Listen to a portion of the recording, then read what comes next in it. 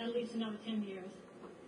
Thank you to all our guest speakers today. As we wind down the program now, I want to give you time to get a good look through 25 years of issues, but I want to tell you a couple of more things. One, about an exciting new development. Earlier this semester, ECU Provost Ron Mitchelson and I signed the contract to begin a collaboration between NCLR and UNC Press. This press, which is for the whole UNC system, not just Chapel Hill, will begin publishing NCLR with the next issue. Such a partnership will serve to increase our visibility across the state and beyond, and increase sales and distribution. Even as recently as our last milestone issue in 2011, I could not have predicted the opportunities that would present themselves 5 years later and set the stage for NCLR's future.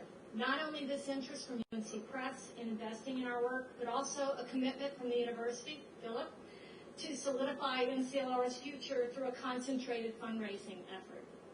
As you leave today, one of the interns will give you a flyer and an envelope to use if you would like to become a friend of NCLR and be part of raising an endowment to ensure the next 25 years.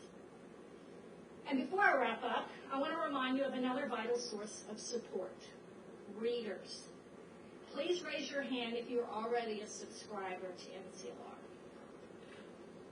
Okay, thank you. The rest of you, please do not leave here without subscribing. Also, whom do you know you might buy a gift subscription for?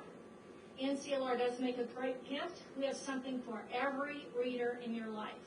Talk to the staff at the tables. Let them help you match your and your loved one's taste to an issue. Somebody like film? 2012.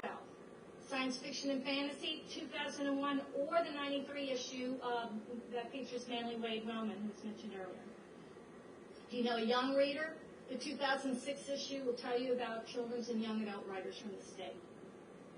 ECU alumni, 2007, focused on 100 years of writers and writing at ECU.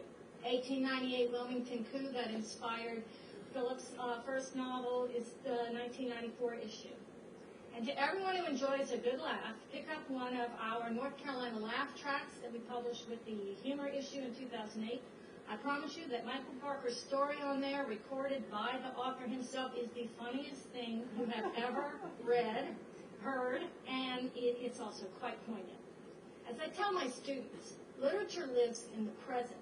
These issues do not get old. And finally, I'd be interested in hearing your ideas about future special feature topics, because we're running out of ideas. We want some other topics. We'll never run out of writers, but we do like to have a special feature topic. So if you have ideas for that, please let me know.